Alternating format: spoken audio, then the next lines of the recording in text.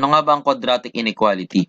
Quadratic inequality is an inequality that contains a polynomial of degree 2 and can be written in the forms ax squared plus bx plus c greater than 0. Ax squared plus bx plus c less than 0. Ax squared plus bx plus c greater than or equal to 0. Ax squared plus bx plus c less than or equal to 0. So, sabi dito, inequality. So, ibig sabihin, hindi siya equal. So, ang symbol na dapat makikita mo, ito, greater than or less than, or greater than or equal, or less than or equal. Pero kapag nakita mong symbol dyan is equals, hindi na inequality. Equality na yun. And then next, another is polynomial of degree 2. So, dapat yung highest exponent niya, 2. Ito. Anong highest exponent niya? 2. Dito, 2 rin. 2. At nakita mo tong raised to 2 na yan, o power of 2. Okay, so alamin natin kung mga terms na to ay quadratic inequality nga ba o hindi. Ano nga ba ulit yung quadratic inequality? So, quadratic inequality is an inequality that contains a polynomial of degree 2. So, dito sa una, nakita natin dito, greater than. So, ito ay, so pasok siya sa unang sabi, so inequality, hindi siya equal. And then, contains polynomial of degree 2. So, anong highest exponent niya? Ito, 2. So, this is a inequality. Tama yan. How about this? Tignan nyo, hindi rin siya equal kasi nga less than. Pero ano ba yung highest exponent niya? Highest exponent niya ito, 1. So, hindi siya inequality. Dapat 2 yan o power of 2. Next, inequality din siya. Pero hindi siya quadratic kasi ang highest exponent niya ay 1 din. How about number 4? Ang highest exponent niya ay 2. Pero, yung symbol niya is equal. So, equality to. Hindi siya inequality. So, this is not quadratic inequality. Number 5. Anong highest exponent niya? 1. Tapos, hindi pa siya inequality kasi equality siya. Number 6. Anong highest exponent niya? 2. And then, equal ba siya? Hindi. Inequality. So, this is a quadratic inequality. Number 7. Anong highest exponent niya? 2. And equal ba siya? Hindi. Less than or equal to 0. So, this is an quadratic inequality. How about number 8? Pag ganito, nakita nyo, i-simplify nyo muna. So, gamitin natin yung FOIL method. Tignan natin ito. So, x plus 2, x minus 3 is greater or equal to 0. So, x times x squared. X times negative 3, negative 3x. 2 times x, 2x. Positive 2x. And then, 2 times negative 3, negative 6. And then, simplify pa natin. So, x squared. So, combining like terms, 3x plus 2x, negative 3x plus 2x. So, 3 minus 2, yan ay 1. Then, negative x na lang yan. Minus 6 is greater or equal to 0. So, quadratic inequality ba to? Hindi. Anong highest exponent niya? 2. How about yung pagiging inequality niya? So, greater or equal to, so that is quadratic inequality. Number 9. Anong highest exponent niya? 2. And then, less than or equal to, so that is quadratic inequality. Then, number 10. Ano yung highest exponent niya? 2. And then, that is greater than, so that is quadratic inequality.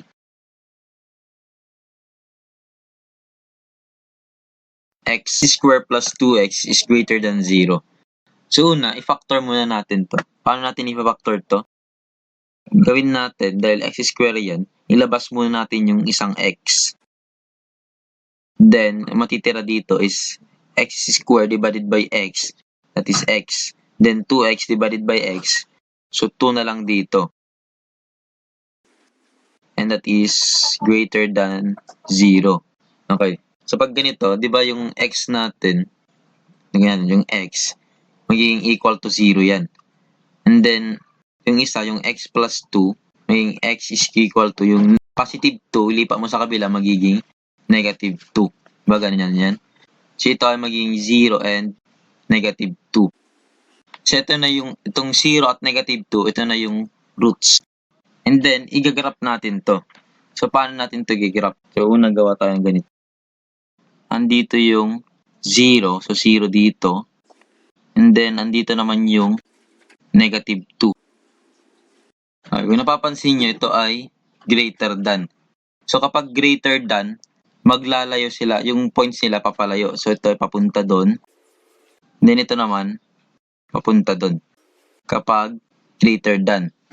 So, ibig sabihin nito na yung 0 is greater than x and x is greater than negative 2. Or, pwede nating isulat na 0 is greater than x and x is greater than negative 2. Okay, so check natin kung tama. So, let x is equal to, sabihin na natin negative 3. So, substitute natin to sa x square plus 2x is greater than 0. Substitute natin. So, negative 3 square plus 2 times negative 3 greater than 0. Negative 3 square, that is 3 times 3, so that is 9. Plus 2 times negative 3, that is negative 6. So, negative 6 yan. Greater than 0. So, 9 plus negative 6, so, or 9 minus 6, yan ay 3. Greater than 0. So, yung 3 ba mas malaki sa 0? So, that is mas malaki. So, that is true. Therefore, negative 3 is a solution. Next, x squared minus 5x is less than 0. So, gaya kanina, ilabas natin yung x. Factor natin, labas yung x. Then, ito, x squared x na lang. Minus yung 5x, magiging 5 na lang yan. Less than to 0 pa rin. So, gaya din kanina, x is equal to 0 or x is equal to, yung negative 5 magiging positive 5. So, that yung roots niya ay 0 and 5. Then, i-graph natin. So, dito yung 0 and dito naman yung 5. Yan. Okay, kung napapansin nyo, less than. Kung kanina, greater than, maghihiwalay yung arrow, papalayo. Ngayon, dahil less than, papalapit naman sila. So, magsasalubong sila. So, ano ibig sabihin yan? Ibig sabihin, 0 is less than x and x is less than to 5. Or pwede rin natin isulat na 0 is less than x and x is less than 5. Okay, so check natin. So, kunin natin yung isang value ng x. So, sabihin na lang natin x is equal to 3 na lang din. 3. So, substitute natin. So, x square minus 5x less than 0. Substitute natin yung x. So, 3 square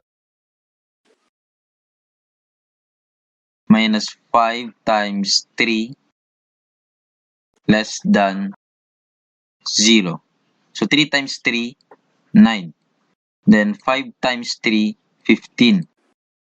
Less than 0. And then, 9 minus 15. 9 minus 15 is negative 6. Less than 0. So, yung negative 6, mas maliit sa 0. So, that is true. So, therefore, 3 is a solution. And next, x squared minus 9x plus 18 is greater than 0. So, pag ganito naman, tatlo na yan. So, the same pa rin. I-factor pa rin natin. Greater than 0 pa rin yan. And then, x squared. So, dalawang x yan. Iwalayin mo, dalawang x. Then, 18. So, ano yung dalawang number na pag pinag-multiply mo ay 18. Tapos, pag pinag-add mo is negative 9. That is negative 3 tapos 9. Negative 6. So, 3, negative 3 Tapos, negative 6. So, 3 times 6, 18. So, negative 3 plus negative 6, that is negative 9. So, ang roots nito ay, yung negative 3, magiging positive 3. And yung negative 6, magiging positive 6. So, yan na yung roots. Okay, then graph natin. Dito yung 3. And then, andito yung 6. Okay, dahil greater than yan, kaya kanina, maglalayo din sila. Papalayo sila sa isa't isa. Ibig sabihin yan, 3 is greater than x, and x is greater than 6. Or pwede rin natin isulat na 3 is greater than x, and x is greater than 6. Okay, so check natin. So, let x is equal to, sabihin na natin 2. Kasi nga mas mababa sa 3, pero mas mataas sa 6 yung value ng x. So, substitute natin sa x square minus 9x plus 18 greater than 0. Okay, so value ng x 2. So, 2 square na yan. Minus 9 times 2 plus 18 greater than 0. So, 2 times 2, 4. Minus 9 times 2, 18. Plus 18 greater than 0. So, negative 18 plus 18, 0 na yun. So, 4 na lang dito. 4 is greater than 0. So, mas malaki nga ba yung 4 kaysa 0? Yes, mas malaki siya. So, true. Yes, mas malaki siya. So, true. Therefore, 2 is a solution. Next, x squared plus 5x plus 6 is greater or equal to 0. So, ganun pa rin. I-factor pa rin natin. Greater than 0. Okay, so x squared, so dalawang x. And then 6 tapos 5. So, ano kaya yung dalawang number pag pinag-multiply mo ang sagot ay 6? Tapos, pag pinag-add mo ay 5. So, pare-parang positive. So, that is 2 and 3. So, 2 times 3, 6. 2 plus 3, 5. Okay, ano kaya yung roots nito? So, yan ay yung positive 2 maging negative 2. And then yung positive 3 maging negative 3. Okay, then i-graph natin. Or dahil greater than or equal na yan, so yung bilog natin dito maging shaded na yan. Kung napapansin nyo kanina, may butas pa. Hindi siya shaded, fully shaded. Dito, shaded na yan. So for example, andito yung negative 2, andito yung negative 3. So dahil greater than yan, so maghihiwalay din sila. Ibig sabihin yan, negative 2 is greater or equal to x, and x is greater or equal to negative 3. Or pwede rin natin isulat na negative 2 is greater or equal to x, and x is equal or greater or equal to negative 3. Kapag greater or less than lang, hindi kasali yung, kunwari ito, roots niya ay 3 saka 6, hindi kasali yung 3 tapos 6. Pero dahil dito, greater or equal, kasali na yung negative 3 saka negative 2 na roots. Okay, so let's check. Sabihin natin yung x natin ay equal sa negative 3. O, yan. So, x is equal to negative 3. So, substitute natin sa x square plus 5x plus 6 is greater to and equal to 0. Greater or equal to 0.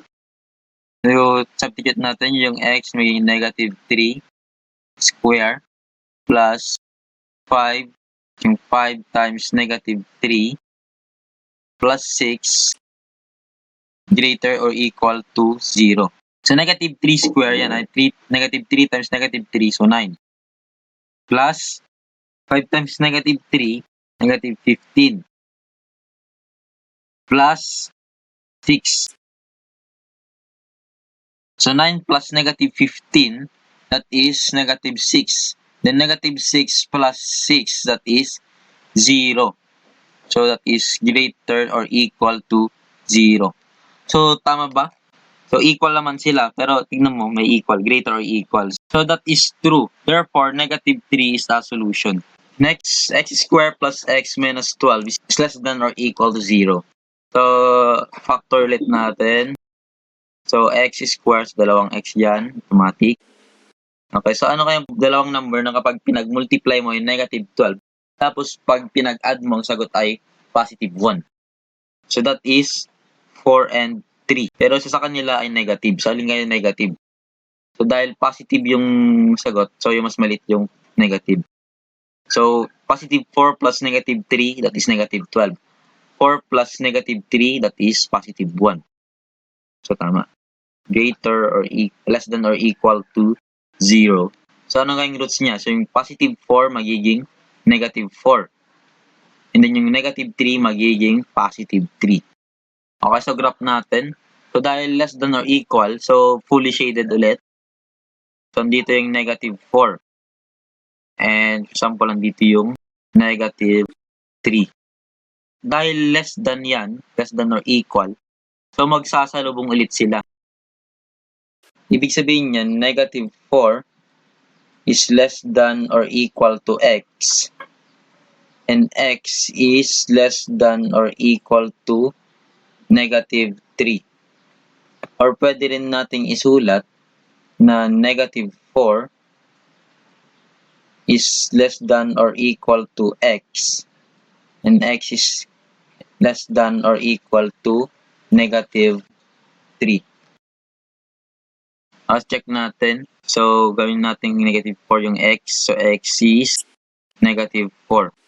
So, x squared plus x minus 12 is less than or equal to 0. So, yung x, negative 4 na yan. So, negative 4 squared plus negative 4 minus 12 is less than or equal to 0. Oh, so negative 4 squared, so negative 4 times negative 4, that is positive 16. Yung negative 4 na yan, minus 12. So 16 minus 4 is 12. 12 minus 12 is 0. Less than or equal to 0. So equal sila, so that is still true. Therefore, negative 4 is a solution. Next, x squared plus 3x minus 4 is less than 0. Factor ulit natin. So, dalawang parenthesis ulit yan. Then, x squared. So, dalawang x. Okay, so negative 4. Ano kayong dalawang number na kapag pinag-multiply mo ay negative 4, tapos pag pinag-add mo ay positive 3. That is 4 and 1. So, alin nga yung negative dito? So, yung 1. Ay less than to 0. Okay, so ano yung mga roots niya? So, yung positive 4 magiging negative 4. And yung negative 1 magiging positive 1. Okay, so graph natin. So, dahil walang equal yan, dahil less than lang yan, so hindi siya fully shade. Okay, so dito yung negative 4. And then, andito yung 1. So, dahil less than, magsasalubong sila. Ayan. Ibig sabihin nito, negative 4 is less than x and x is less than 1. Or pwede rin nating isulat na negative 4 is less than x and x is less than 1. So, ibig sabihin yan, yung x ay equal sa negative 3, negative 2, negative 1, 0. So, sa pagitan ng negative 4 at 1. So, i-check natin. So, let x is equal to, sabihin nating negative 2. So, x squared plus 3x minus 4 less than 2, 0. So, x squared, so negative 2 squared plus 3 times negative 2 minus 4 less than to 0. So, 2 square, negative 2 times negative 2, that is positive 4. Plus So, 3 times negative 2, yan ay negative 6 minus 4. So, less than to 0. So, 4 plus negative 6 or 4 minus 6, yan ay negative 2. Then, negative 2 minus 4, yan ay negative 6. So, negative 6 is less than 0. So, mas maliit nga ba yung negative 6 kaysa 0? Yes, that is true. Therefore, negative 2 is the solution. Para mas madali yung tandaan, kapag greater than or equal, maglalayo yung mga arrows. Pero kapag less than or equal, maglalapit naman yung mga arrows. Tapos kapag yung point ay hindi fully shaded, greater than or less than lang yan. Pero kapag ito ay fully shaded, yun na yung may equal. Y is less than 2x squared minus x plus 3. Tapos yung point niya is negative 3 tapos 1. So, ibig sabihin niyan, x is equal to negative 3 tapos yung y is equal to 1. So, ito yung x, then ito yung y. Now, kasi substitute natin dito sa y is less than to 2x squared minus x plus 3. So, yung y is 1. Less than to 2 times x, which is negative 3 square minus x or negative 3 plus 3. Okay, so 1 pa rin yan. So 2 times negative 3 times negative 3, that is positive 9. Minus, or yung double negative, magiging positive na yan. So 3 plus 3. Okay, so 1 is less than to 2 times 9 is 18. And then 3 plus 3, that is 6. So 1 is less than 18 plus 6, yan ay 24. Okay, so mas maliit nga ba yung 1 kaysa sa 24?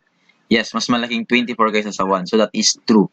Therefore, negative 3, 1 is a solution. Next, y is greater than 2x squared minus x plus 3. Tapos yung point is 2 and 10. So x is equal to 2 and y is equal to 10. So substitute natin. So y is equal to 10. So greater than 2 times x, which is 2, raised to 2, minus x, which is 2, plus 3. Okay, so 10, and so 2 raised to 2, that is 4. Negative 2 plus 3, yan ay positive 1. So 10 is greater than 2 times 4 is 8 plus 1. Then 10 is greater to 8 plus 1, that is 9. So, mas malaki nga ba yung 10 kaysa 9? Yes, mas malaki. So, that is true. Therefore, 210 is a solution. Next, y is less than or equal to 3x squared minus 7. Tapos yung point, negative 2 at 12. So, x is equal to negative 2. Tapos y is equal to 12. Substitute natin. So, y is equal to 12. Less than or equal to 3 times x, which is negative 2, raised to 2 minus 7. So 12 is less than or equal to 3 times negative 2 times negative 2, that is positive 4, minus 7. So 12 is less than or equal to 3 times 4, 12, minus 7. So 12 is less than or equal to 12 minus 7, that is 5. So, totoo ba na ang 12 ay less than or equal to 5? So, hindi. So, therefore, negative 2 and 12 is not a solution. Next, y is greater or equal to 3x squared minus 17. Tapos yung point is 1 tapos 4. So, x is equal to 1. And then yung y, that is equal to 4. So, substitute natin. So, yung y is 4. So, that is greater or equal to 3 times x, which is 1, raised to 2, minus 7. So, 4 is greater or equal to 3 times 1 square, yan ay 1, minus 7. So, 4 is greater or equal to 3 times 1, yan ay 3, minus 7. And 4 is greater or equal to 3 minus 7, yan ay negative 4. So, totoo ba na mas malaki yung 4 kaysa sa negative 4? Yes, totoo yun. So, that's true. Therefore, 1, 4 is a solution. So, ito ang video natin para sa araw na ito. At sana nag-enjoy kayo at may bago kayong natutunan. At huwag kakalimutang mag-like, mag-share, at mag-subscribe at pinutin na rin ang notification bell para updated kayo sa mga bagong video.